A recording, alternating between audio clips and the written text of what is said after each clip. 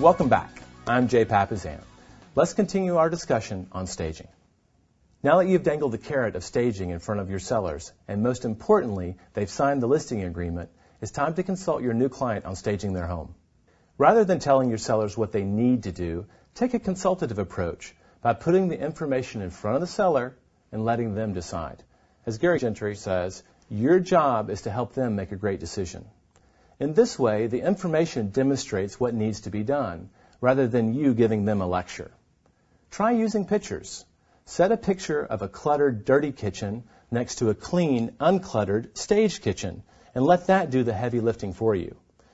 Use pictures of other common parts of the home: the family room, the kitchen, the master bedroom, a closet, and the yard. And don't forget money. What are the costs of not staging? If sellers resist making changes, visually show them how much not making these changes could cost them in the long run. Practicing scripts and dialogues will be critical to your success in using these techniques. Keller Williams University has scripts available for you at kellerwilliamsuniversity.com in our new KW course, An Agent's Guide to Seller Staging Strategies. You will need these in order to counter any objections or clarify any points that the seller may bring up. Sellers agents hear many of these objections again and again and again. Let's go back to Gary Gentry and see how he conducts his consultative process and handles these common objections.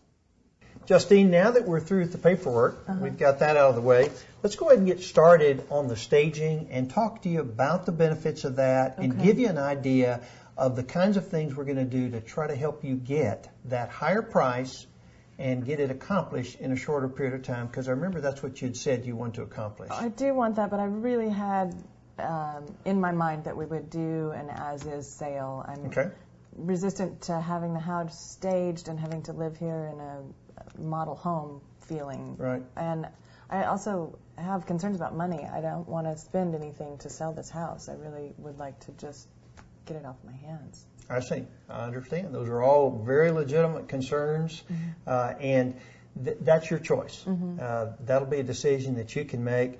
My role is to make sure that you understand the implications of that and see the benefit from a financial standpoint if you were to decide to stage the property.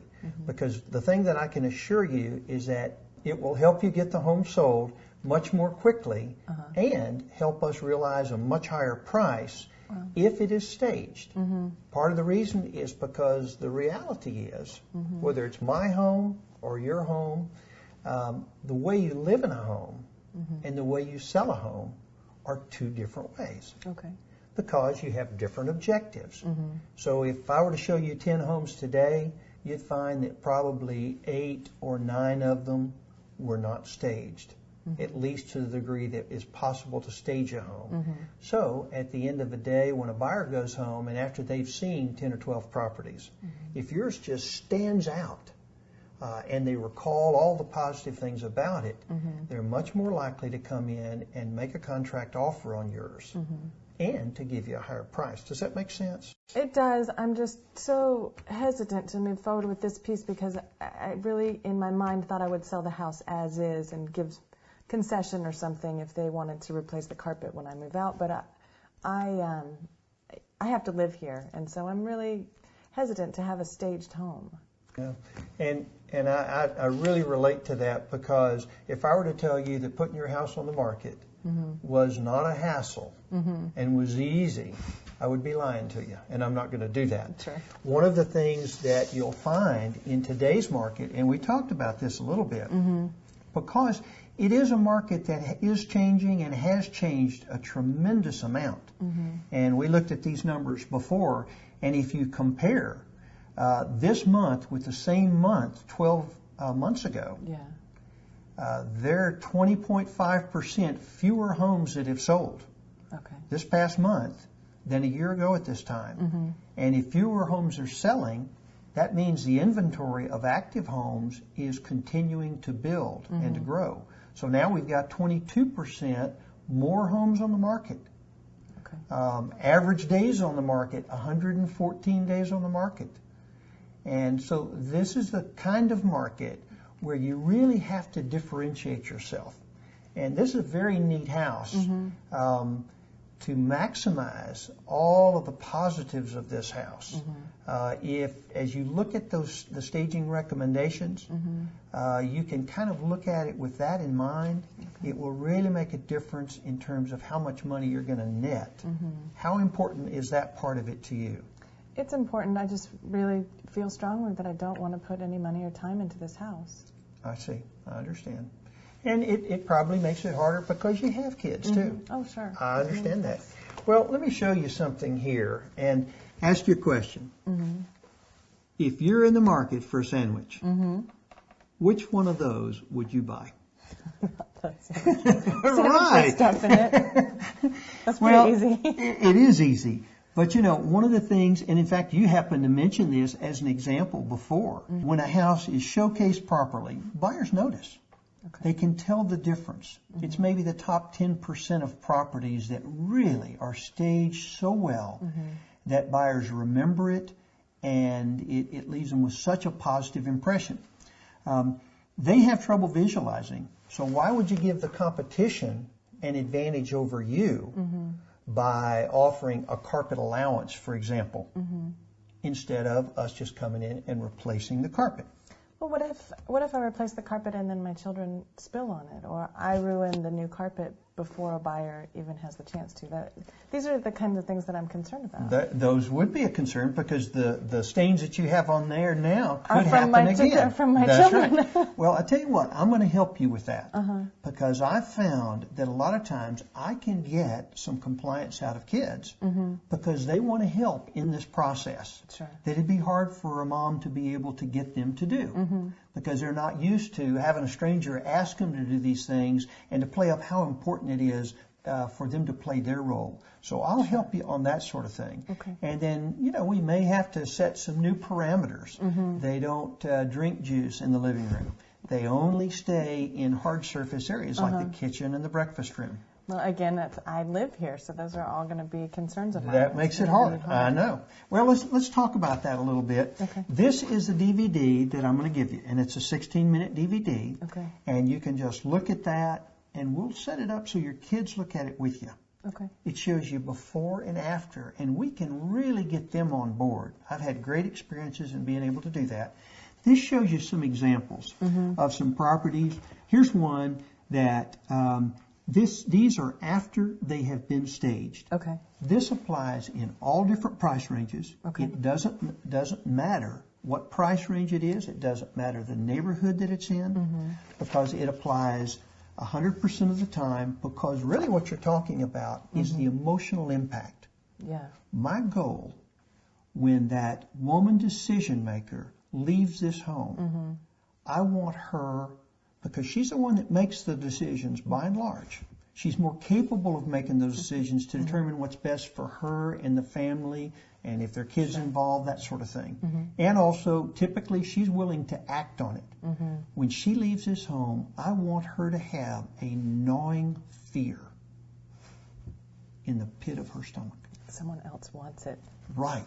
If she doesn't write an offer on this, she might lose it.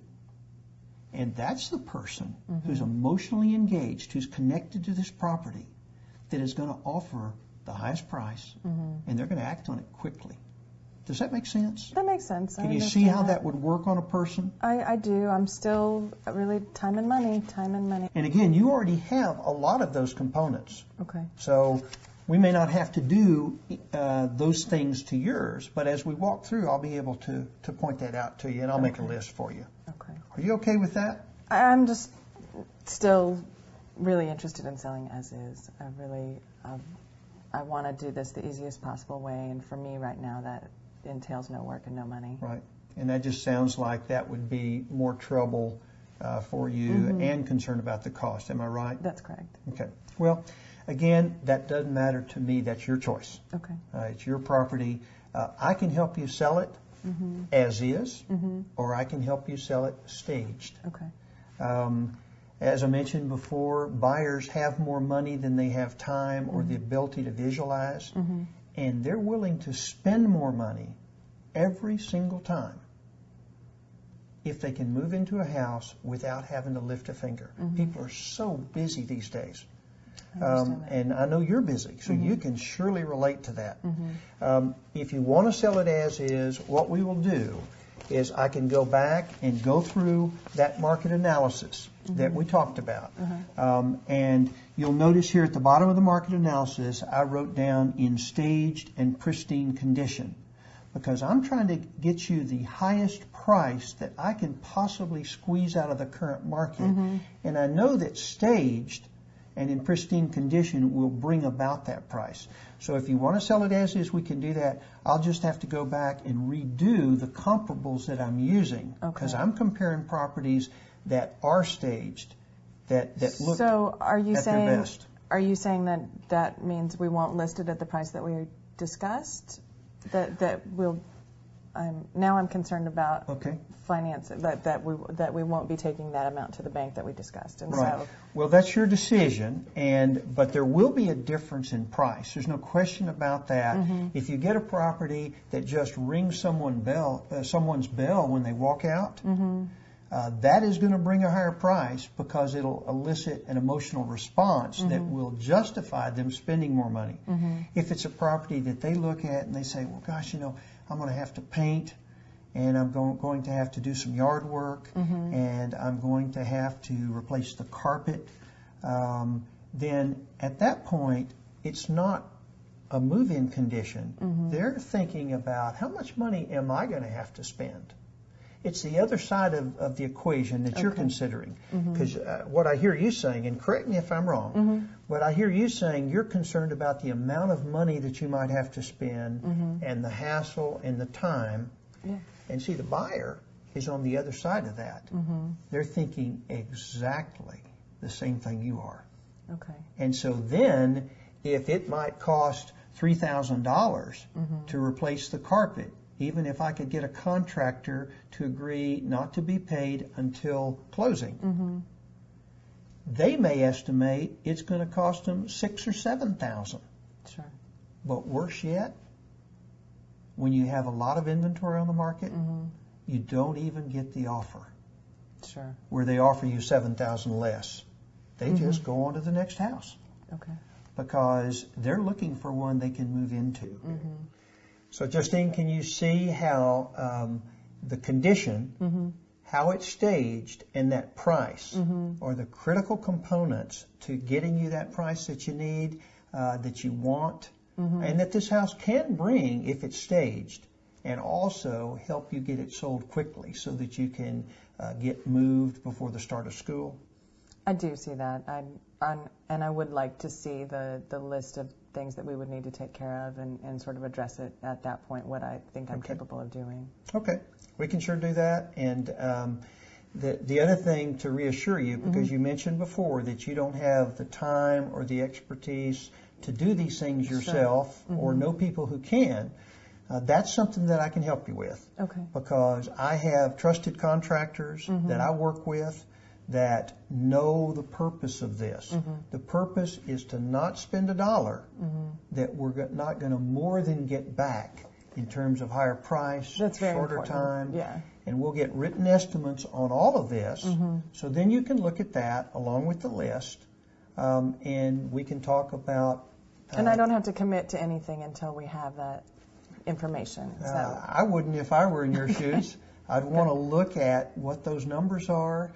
And I think at this point you kind of see the benefit, if I understand you. I do see the benefit, and the price point is important. That I hit that price point. So when we talk about that, and that I may have to lower my price if I don't change the condition of the home, I understand that, and I see your point. Yeah, that kind of hits home there, doesn't it? It does, yeah. And I can assure you that will make an enormous difference, and it differentiates us from all the other masses of properties that are out there that haven't gone through this process like we're going to take you through the process. Okay? Thank you. Okay, great. Notice how Gary proceeded confidently but cautiously in his consultation. He used photos, presented the cost of not staging, and let the information be the bad guy. Remember, you don't make the market. You simply study it and interpret it. And you wouldn't be doing your job if you didn't tell them that staging is highly recommended to sell their home quickly and for the most money. We've reached the end of part 2. Please come back for part 3, where we'll discuss setting expectations with the seller and your options for actually staging the property itself.